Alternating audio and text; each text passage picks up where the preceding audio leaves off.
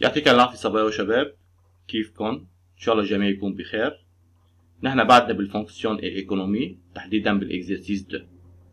بهيدا الاكزرسيس بيعطيني فونكسيون f ديفيني على الانترفال r étoile اللي هو r - 0 par f de x égale x plus 1 plus 4 sur x. وبيقول لي c هو الكور ريبريزنتاتيف لل f dans un repère orthonormé. هيدا الاكزرسيس مقسوم لدو بارتي. بارتي هي étude للفونكسيون f وبارتي تانية هي ابليكاسيون ايكونوميك عن الفونكسيون f. نحن هنبلش بأول بارتي. مثل ما قلنا معنى ال f هي la fonction définie par f de x égale x plus 1 plus 4 sur x. الدومين ديفينيسيون لهيدي الفونكسيون هو الانترفال r étoile اللي هو الانترفال موين لانفيني 0 union 0 plus l'infini.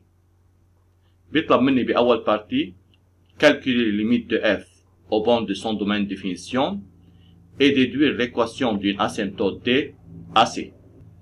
أنا عندي 4 بورن بالدومين ديفينيسيون بدي أجيب فيهم الليميت اللي هن موين لانفيني 0 موان 0 بلس والبلس لانفيني. رح بلش أنا بأول بورن اللي هو الزيرو موان.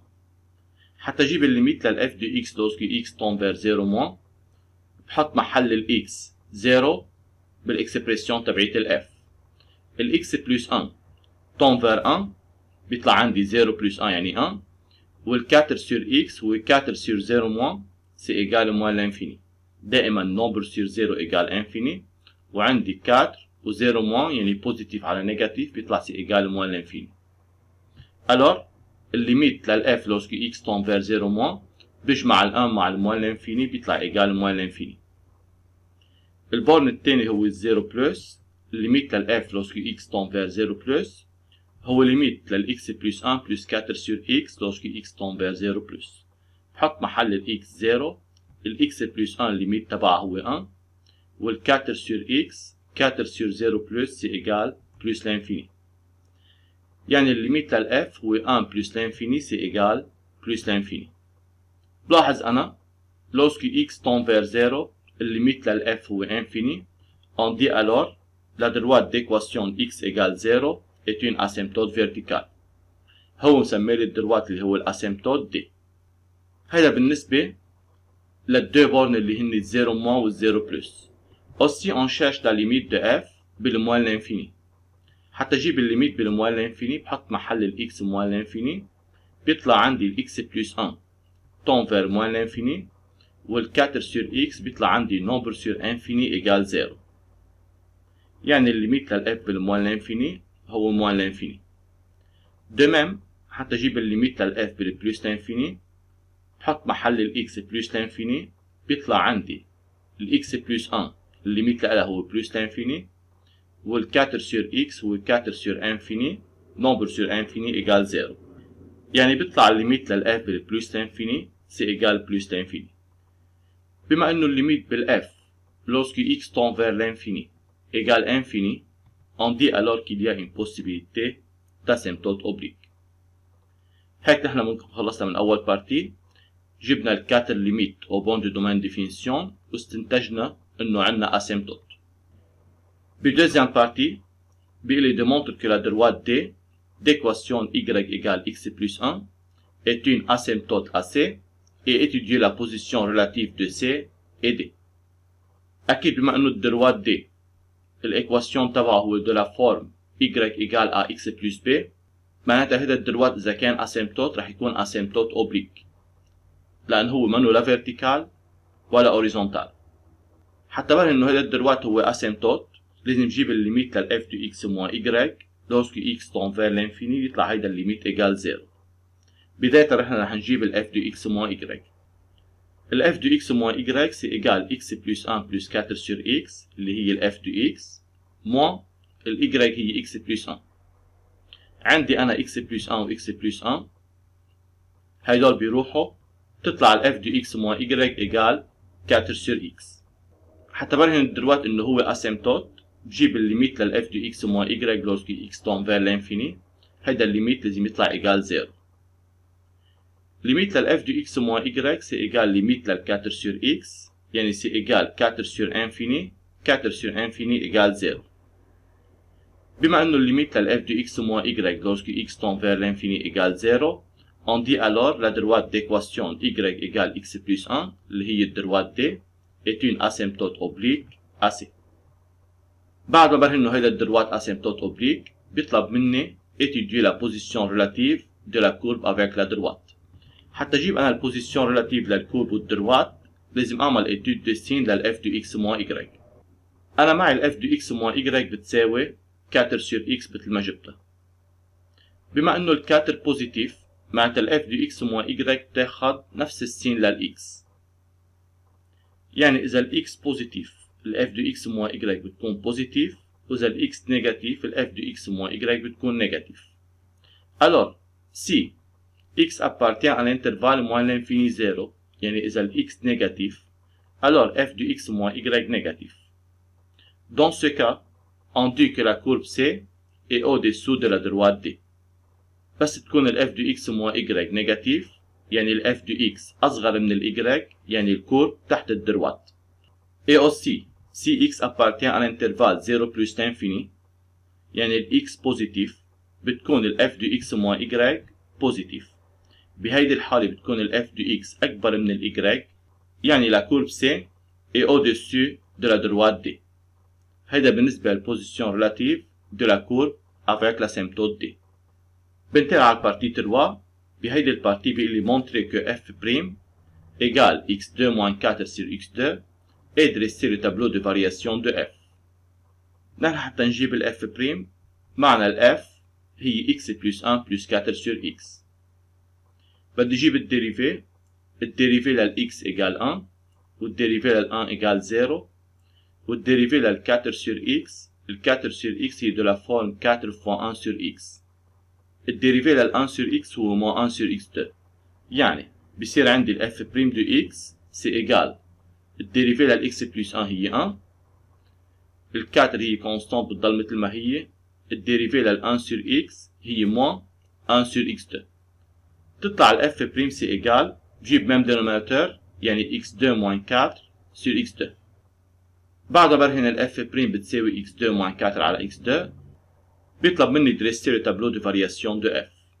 حتى ارسم التابلو de variation de f بدي اعمل étude de signe لل f'. بلاحظ انا الدينوميناتور بوزيتيف لانه هو عبارة عن كاري. بما انه الدينوميناتور بوزيتيف معناتها ال f' بتاخد نفس السين للنيوميراتور اللي هو x2 moins 4. يعني حتى اعرف السين لل f' بدي اعمل étude de signe لل x2 moins 4. ال x2 moins 4 هو بولينوم دو سكوند ديجري، ال x2 moins 4 هو بولينوم دو سكوند ديجري. حتى اعمل له étude de signe بجيب الراسين، يعني بحل الايكواسيون x2 moins 4 égale 0. هيدي équivalente à x2 égale 4، يعني x égale moins 2 ou x égale 2. بعد ما اجيب الراسين للايكواسيون صار فيني اعمل étude de signe لل x2 moins 4، يعني صار فيني انا اعرف السين لل f'.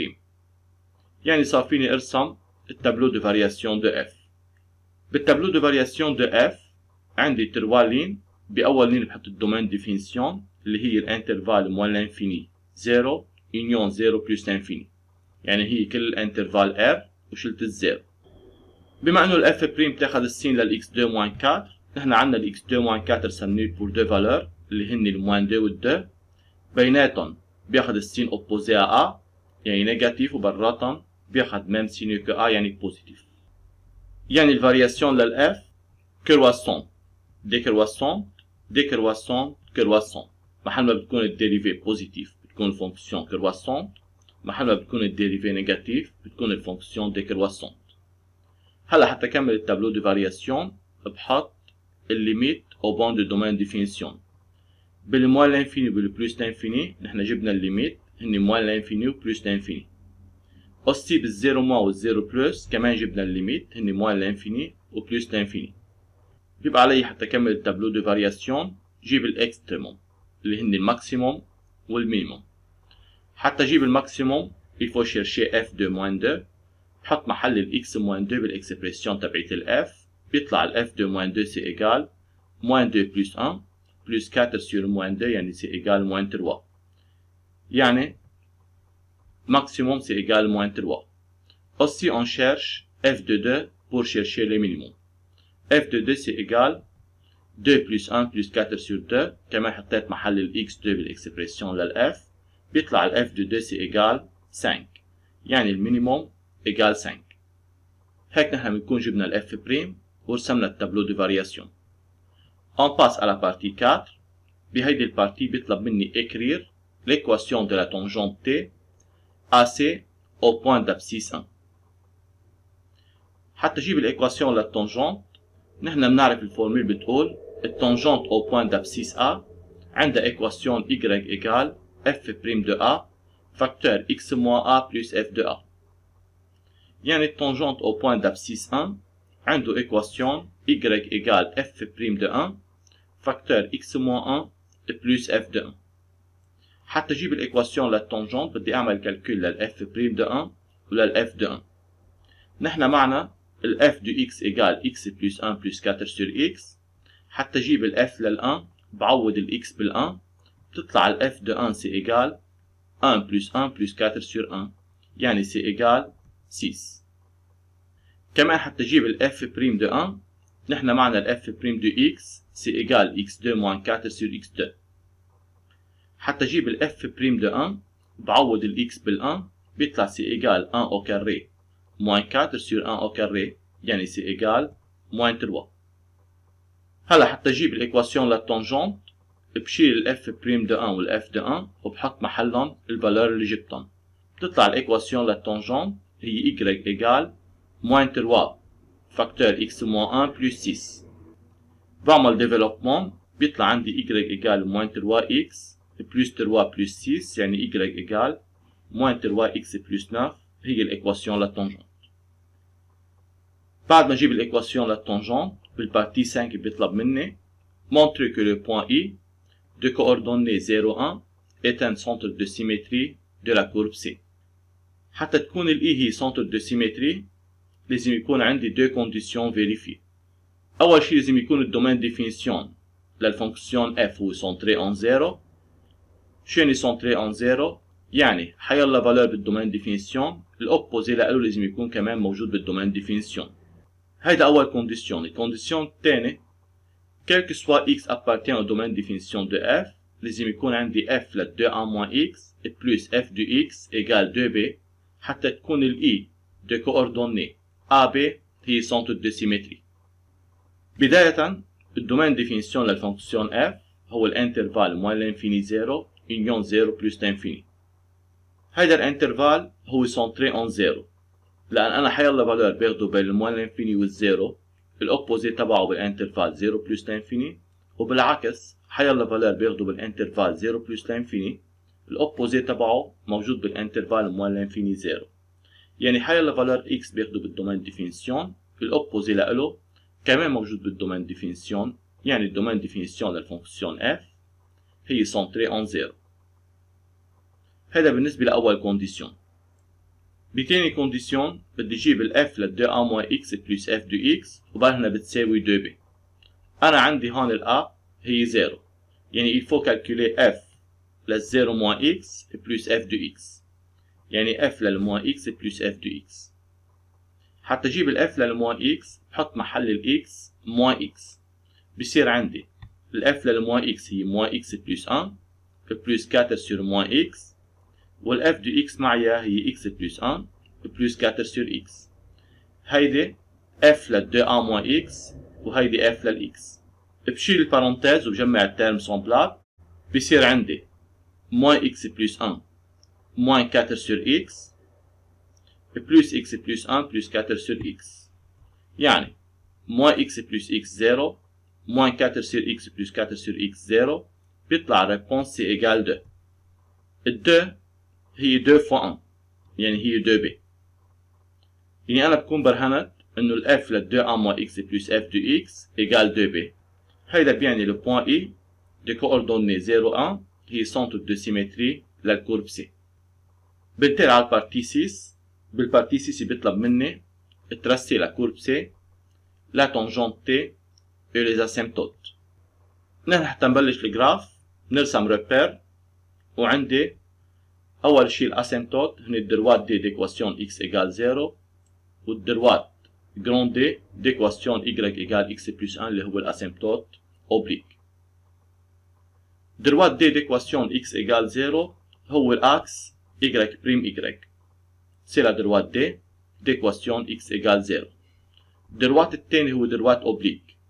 حتى ارسمه باخد 2 بوان على الدروات، يعني باخد 2 فالور للإكس وبطلع 2 فالور للإي حتى أحصل على 2 بوان على الدروات. par exemple pour x égale 0 بيطلع عندي ال y égale 1 et aussi pour x égale moins 1 بيطلع عندي ال y égale 0. يعني الدروات D passe par les 2 points de coordonnées 0 1 moins 1 0. هيدول ال 2 points بحطهم على الريبير de coordonnées 0 1 moins 1 0. alors c'est la droite D. هيدول الاسيمتوت. التونجنت عنده équation y égale moins 3x plus 9. كمان c'est une droite oblique. حتى ارسمه باخد 2 points على الدروات. اول بوان باخدها هي البوان d'abscisse 1. pour x égale 1 بيطلع عندي ال y égale 6. والمفروض انا اخذ البوان d'abscisse 1 لان هيدي البوان اللي انا جايب فيها التونجنت على الكور. البوان الثانية باخد حيالله فالور للإكس وبطلع فالور للإي. par exemple pour x égale 3 بيطلع عندي ال y égale 0.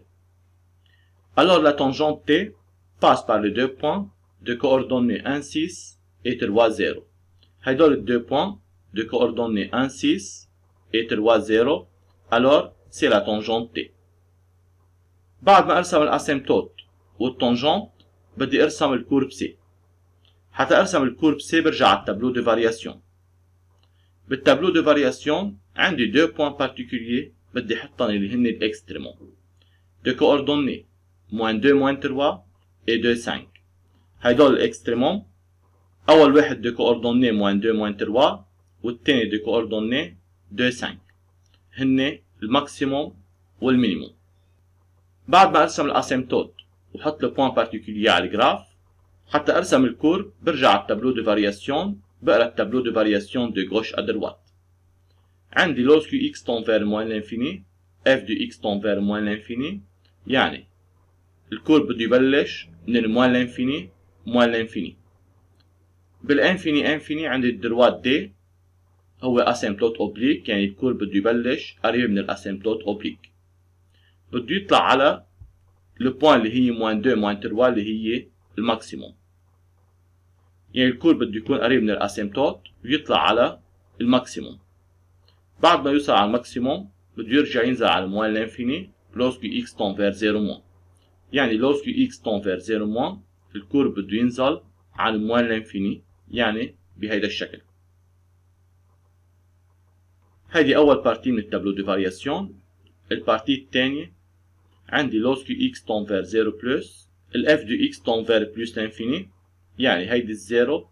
lorsque x tend vers 0 plus يعني بعد الزيرو ال f de x tend vers plus l'infini بده يكون الكورب اسيمبتوتيك على الدروات d'équation x égale 0. بده ينزل على المينيموم اللي هو البوان 2 5 على المينيموم هيدا. اكيد بده يمرق بهيدي البوان اللي جايب فيه انا الايكواسيون للتونجنت. يعني الكورب بهيدي البوان بده يكون تونجنت على الدروات تي.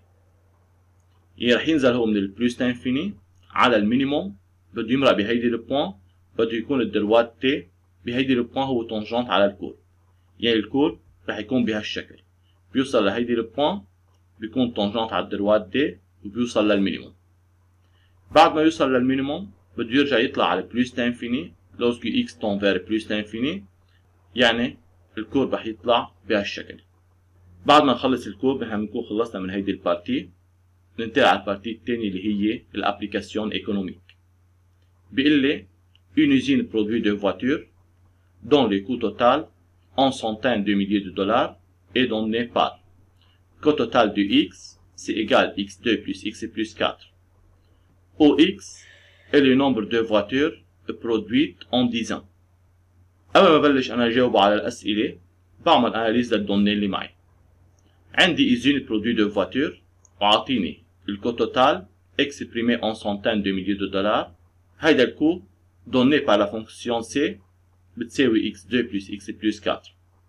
يعني اول شيء انا عندي الكو توتال exprimé en centaines de milliers de dollars. هيدا بيعني كل كو توتال de x égale 1 en unité monétaire بتساوي 100,000 دولار. كمان النمبر de voitures produites هو X exprimé en dizaines. بما انه النمبر de voitures produites exprimé en dizaines هيدا بيعني كل X égale 1 بتعني البرودكسيون بيساوي 10 voitures. هيدا بالنسبة للدوني. بيطلب مني كالكولي لا فالور دو كو فيكس بأول بارتي. حتى نجيب الكو فيكس هو الكو دو برودكسيون دو 0 يونيتي. يعني الكو فيكس بيساوي كو توتال دو 0. كو توتال دو 0 سي ايجال 4. بحط محل الاكس 0 بالفونكسيون تبعت الكو توتال. بيطلع الكو توتال دو 0 ايجال 4. هيدا بيعني الكو فيكس بيساوي 4 فوا 100,000 يعني سي ايجال 400,000 دولار. بتاني بارتي بيطلب مني démontrer que la fonction de co moyenne بتساوي ال f de x. نحن بنعرف الفونكسيون de co moyenne بتساوي الفونكسيون de co total على x. يعني بتساوي x2 plus x plus 4 اللي هي الكو توتال على x. بيطلع سي ايجال x2 على x هي x plus x على x سي ايجال 1 plus 4 sur x يعني سي ايجال f de x. بتالت partie بيطلب مني déduire le nombre de voitures produites pour avoir un coût moyen minimal et calculer ses minimums. نحن قلنا الكو moyen هو ذاته ال f de x. نحن جايبين التابلو دو فارياسيون لل f. بدي اعرف انا ايمت الكو moyen هو مينيمال، معناتها بدي اعرف انا ال f ايمت هي مينيمال. لان الفونكسيون دو كو moyen هو ذاته الفونكسيون لل f. بتطلع انا حسب التابلو دو فارياسيون ال f هي minimal pour x égale 2. Alors, d'après le tableau de variation de la fonction f, on a f de x est minimal si et seulement si x égale 2. C'est-à-dire, بما انه ال f هي نفس الكو موين، معناتها الكو موين de x est minimal si et seulement si x égale 2. هو بده النمبر de voitures. Pour x égale 2, معناتها الكو موين هو minimal pour la fabrication de 2 fois 10 يعني de 20 voitures. لأن أنا عندي ال x هو النمبر de voitures exprimé en dizaines. يعني pour x égale 2 البرودكسيون هو 20 voitures. ال f هي minimal pour x égale 2 معناتها الكو موين هو minimal pour x égale 2 c'est-à-dire pour la fabrication de 20 voitures. هيك أنا بكون جاوبته على أول بارتي وقلت له قديش النمبر de voitures produites حتى يكون الكو موين minimal. هلا هو بيقول لي calculer ses minimums. حتى اجيب انا هيدا المينيموم فيني استعمل دو ميثود، يا اما بستعمل التابلو دو فارياسيون مع المينيموم للاف والاف هي ذاتها الكو موين يعني مع المينيموم للكو موين، او برجع على الكو موين وبحط محل الاكس 2 حتى اجيب المينيموم. بور اكس ايجال 2 حتى اجيب المينيموم بعمل كالكول للكو موين بور اكس ايجال 2 بيطلع سي ايجال 5. اجباري بده يطلع 5 لأن نفسها بالتابلو دو فارياسيون.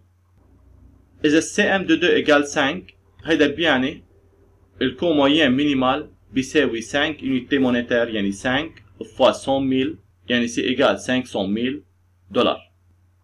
On passe à la partie 4. بهيدي البارتي بيطلب مني déterminer la fonction de coût marginal et calculer Cm de 4 et donner une interprétation économique à la valeur ainsi obtenue. بداية الفونكسيون دو كو مارجينال بتساوي الديريفي للكو توتال يعني بتساوي 2x بلس 1. نحن الكو توتال معنا اياها x2 بلس x بلس 4. الديريفي للx2 هو 2x والديريفي للx هي 1 والديريفي لل4 0. معناتها الفونكسيون دو كو مارجينال بتساوي 2x بلس 1. بالبارتي ب بيطلب مني كالكولي سي ام دو 4. بعوض الاكس بال4 بالفونكسيون تبعت السي ام بيطلع السي ام دو 4 سي ايجال 9. بعد ما اجيب السي ام دو 4 بيطلب مني انتربريتاسيون ايكونوميك للفالور اللي طلع معي. كانتربريتاسيون ايكونوميك انا اذا عندي سي ام دو 4 ايجال 9 هذا شو بيعني؟ دائما السي ام يعني الكو مارجينال بيعطيني الكو دو لا برودكسيون دون يونيتي سوبليمونتير. هون اليونيتي بالبرودكسيون هي 10 فواتور يعني سي ام دو 4 هو le coût de la production de 10 voitures après la production de 40 voitures يعني أنا هون عندي إنتاج 40 فواتور، هيدول مصنعن، بدي شوف أنا ال10 اللي بعدهم قديش بكلفوني. بما إنه السي ام دو 4 إيجال 9، معناتها ال10 اللي بعد ال40 بكلفوني 9 fois 100 000، يعني c'est égal 900 000 $. Alors on dit CM de 4 égale 9. Alors les coûts de la production de 10 voitures supplémentaires, اللي هي unité supplémentaire, après la production de 40 voitures est égal à 9 fois 100 000، يعني égal 900 000 $. On passe à la partie 5. بهيدي البارتي عاطيني la figure ci-contre représente la fonction de coût. عندي بهيدي الفيجور هيدي الفونكسيون هي الفونكسيون de coût et la fonction de revenu R، وهيدي الفونكسيون de revenu exprimé يعني الكو والريفينيو en centaines de milliers de dollars. بيطلب مني بأول بارتي démontrer que la fonction de revenu est R de X égale 6X. أكيد أنا بدي أجيب الفونكسيون de revenu عن طريق الجراف. بلاحظ أنا عن طريق الجراف الريبريزنتاسيون جرافيك للفونكسيون de revenu هي عبارة عن دروات لينيير. هذا الدروات بيمرق بالأوريجين. نحن الإكواسيون للدروات لينيير بنعرفها هي y إيجال ax بلس b. بما إنه الدروات بيمرق بالأوريجين معناتها الb إيجال 0، معناتها الإكواسيون لهيدا الدروات هي y إيجال ax، معناتها الفونكسيون r عندها إكواسيون r دو x إيجال ax. هلا حتى نجيب ال a عندي أنا بوان تاني بتمرق فيها الدروات هي le point de coordonnées 1 6. معناتها les coordonnées de ce point vérifient l'équation de R، يعني R de 1 égale 6. إذا R de 1 égale 6 بشيل الإكس بحط محلها 1 بصير عندي A fois 1 égale 6، يعني ال A égale 6. بصير عندي الفونكسيون R définie par R de X égale 6X، c'est qu'il fallait démontrer. هذا بالنسبة لأول بارتي. بالبارتي B بيطلب مني déterminer le prix de vente d'une voiture. حتى اجيب انا البري للفواتور الوحده بدي اعرف قديش الريفينيو دو لا فونت دون سيل فواتور، يعني هون الاكس اكيد منا ايجال 1، لان اذا كانت الكونتيتي فوندو بتساوي اون فواتور هيدا بيعني الاكس بيساوي 1 sur 10 لانه هو اكسبريمي اون ديزان، يعني سي ايجال 0.1. يعني حتى اشوف الريفينيو دو لا فونت دون فواتور بدي اشوف الار دو 0.1. الار دو 0.1 بتطلع سي ايجال 6 فوا 0.1 يعني ايجال 0.6. هيدا بيعني الريفينيو دو لا فونت دون فواتور هي 0.6 فوا 100 000 $، يعني سي ايجال 600 000 $. alors le revenu de la vente d'une voiture هي 600 000 $، يعني البري للفواتور الوحده هو 600 000 $. لان انا اذا بعت الفواتور بترد لي مصاري 600 000 $، اللي هو سعر الفواتور. بالبارتي سي بيقول لي quel est le nombre de voitures à vendre pour que l'entreprise atteigne le seuil de rentabilité. نحن بنعرف l'entreprise atteint le seuil de rentabilité si et seulement si الكو بيساوي الريفينيو. بتطلع انا على الجراف، هيدا الكورب que représente les coûts وهيدا الكورب que représente les revenus. وين في عندي الكو قد الريفينيو؟ هون عندي انا الكو قد الريفينيو، يعني on dit d'après le graphe les coûts est égal au revenu si et seulement si x égale 1. هذا بيعني انه l'entreprise atteint le seuil de rentabilité pour la production de 10 voitures اذا كانت ال x égale 1، يعني البرودكسيون بيساوي 10 voitures. بالبارتي دي بيقول لي à partir de quel nombre de voitures l'entreprise réalisera un gain. يعني أنا بدي أعرف à partir de quel nombre de voitures l'entreprise بتبلش تحقق ربح. كمان حتى l'entreprise réalise un gain لازم يكون عندي الريفينيو أكبر من الكو. أكيد بس يكون المردود أكبر من التكلفة معناتها الانتربريز عم تحقق ربح. بتطلع أنا على الجراف، هيدا الريفينيو وهيدا الكو. إذا كان الإكس أصغر من 1 بلاحظ أنا الكو أكبر من الريفينيو، لأن الكورب للكو أعلى من الكورب للريفينيو. بتبلش تصير الريفينيو أكبر من الكو، يعني الكورب للريفينيو أعلى من الكورب للكو وقت اللي بتكون الإكس أكبر من 1. C'est-à-dire, d'après le graphe, le revenu est supérieur au coût si et seulement si X est supérieur à 1.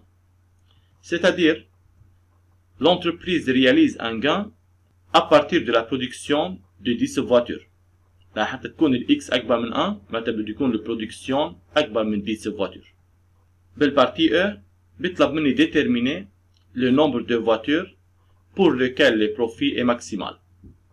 نحن بنعرف le profit بيساوي الريفينيو ناقص الكو، يعني الفونكسيون دو بروفي اللي هي ال P de X بتساوي R de X moins C de X، يعني c'est égal 6X اللي هي ال R de X moins X2 plus X plus 4 اللي هي ال C de X، يعني c'est égal moins X2 plus 5X moins 4 إذا عملت أنا développement لل P de X. هيدي الفونكسيون دو بروفي. حتى أعرف أنا قيمة البروفي ماكسيمال بعمل étude de variation للبروفي، يعني برسم التابلو دو فارياسيون. حتى ارسم التابلو دو فارياسيون بدي اجيب الديريفي. الديريفي للبي دو اكس هي بي بريم دو اكس بتساوي موان دو اكس بلس 5. بعمل ايتود دو سين للديريفي.